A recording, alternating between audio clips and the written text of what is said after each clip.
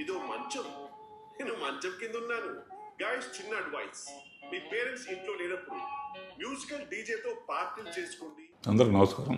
ఇప్పుడే చూశాను, చాలా ఇంట్రెస్టింగ్గా ఉంది. సత్య ఆర్ట్స్ ఎంటర్టైన్మెంట్లో శ్రీహర్ష డైరెక్టరు, సత్య ప్రొడ్యూసరు. కొత్త వాళ్ళు సబ్జెక్టులన్నీ కొత్తగా చాలా ఇంట్రెస్టింగ్గా తీస్తున్నారు.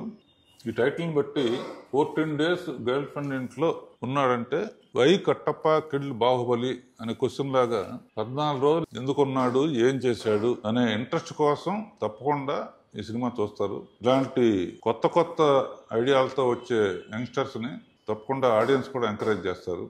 All the best Babu. All the best.